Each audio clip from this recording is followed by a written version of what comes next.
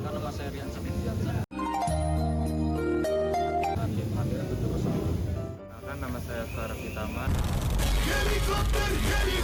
dengan NIM akhir 701. Nama saya Givero Ikratianto.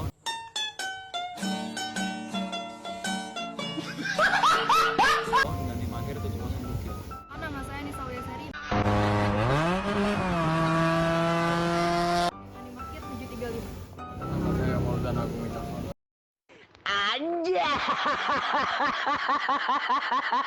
Dengan NIM akhir 736.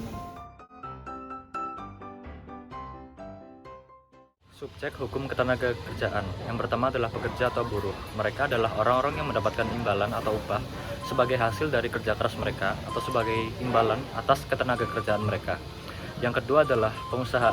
Ialah seseorang yang bekerja keras atas nama perusahaan, baik itu miliknya sendiri atau milik orang lain. Pengusaha dapat disimpulkan adalah orang yang mempekerjakan orang lain untuk dirinya dengan memberikan upah sesuai dengan perjanjian yang telah disepakati kedua belah pihak. Hal ini sesuai dengan Undang-Undang Nomor 13 Tahun 2003 Pasal 1. Dan yang ketiga adalah perusahaan. Adalah sebuah lembaga yang terikat oleh hukum yang dapat digunakan sebagai tempat menampung para pekerja atau buruh. Perusahaan ini dipimpin oleh seorang pengusaha sebagai pusat keorganisasiannya. Karena tanpa seorang pengusaha, sebuah perusahaan tidak dapat berdiri dengan sendirinya. Kemudian ada asas hukum ketenagakerjaan. Dengan mengacu pada Pancasila sebagai landasan filosofis dan Undang-Undang Dasar 1945 sebagai landasan konstitusional, maka norma hukum hubungan industrial di Indonesia, terutama Undang-Undang Nomor 13 Tahun 2003 tentang ketenagakerjaan Pasal 3, menganut asas-asas sebagai berikut. Yang pertama ada asas manfaat. Dalam pengertian memberikan manfaat bagi buruh, pengusaha, pemerintah, serta masyarakat.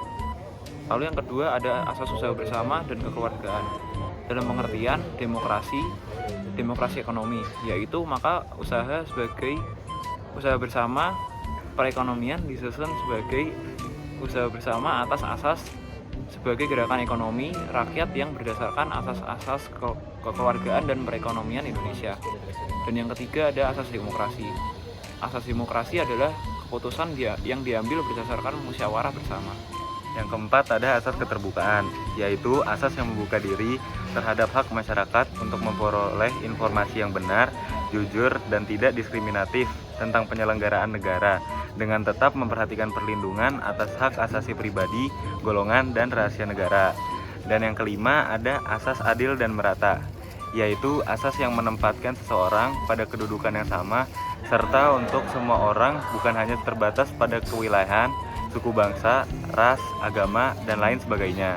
Atau bahwa pembangunan nasional yang diselenggarakan sebagai usaha bersama harus merata di semua lapisan masyarakat dan di seluruh wilayah tanah air.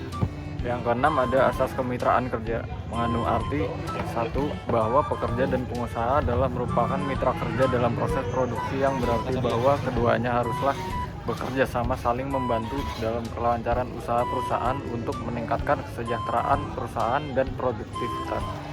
Yang kedua, bahwa pekerja dan pengusaha adalah merupakan mitra dalam menikmati hasil perusahaan, yang berarti bahwa hasil perusahaan haruslah dinikmati secara bersama dengan bagian yang layak dan selaras. Yang ketiga, bahwa pekerja dan pengusaha merupakan mitra dalam tanggung jawab, yaitu tanggung jawab kepada Tuhan Yang Maha Esa, tanggung jawab kepada bangsa dan negara, tanggung jawab kepada masyarakat sekelilingnya, tanggung jawab kepada pekerja serta keluarganya, dan tanggung jawab kepada perusahaan di mana tempat mereka bekerja. Yang ketujuh ya ada asas keterpaduan. Keterpaduan dalam arti melalui koordinasi fungsional lintas rektoral, pusat, dan daerah. Dalam penjelasan pasal ini disebutkan bahwa asas pembangunan ketenagakerjaan pada dasarnya sesuai dengan asas pembangunan nasional, khususnya asas demokrasi Pancasila serta asas adil dan merata.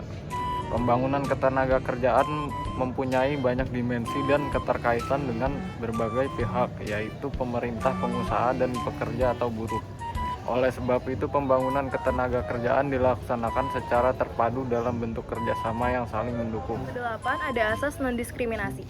Diskriminasi dalam hal ini adalah dalam hal pengupahan. Pengupahan yang sama bagi buruh laki-laki dan perempuan untuk pekerjaan yang sama nilainya, sebagaimana diatur dalam Undang-Undang Nomor 80 Tahun 1957 tentang Persetujuan Konvensi Organisasi Perburuhan Internasional Nomor 100 mengenai pengupahan yang sama bagi buruh laki-laki dan perempuan untuk pekerjaan yang sama nilainya.